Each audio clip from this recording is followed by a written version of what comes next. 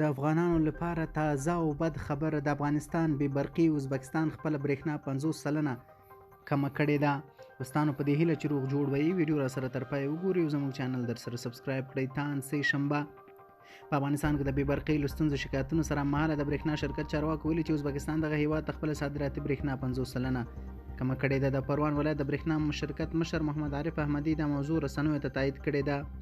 سرچینې د برېښنا کمیدو دلیل تخنیکي ستونزې ګڼلې او په نږدې ورځو کې د حل وړاندوینه کړې ده. ازبکستان په دې اړه څه نه دي ویلي. څه موده مخکې د طالبانو د دفاع وزیر ملا یعقوب مجاهد د خبردارۍ په غبرګون کې د ازبکستان پر افغانستان خپله برېښنا 80 سلنه کمه کړې وه چې ازبکستان او تاجکستان ته د افغان هلیکاپټرو د نسپارلو په اړه ورکړی و.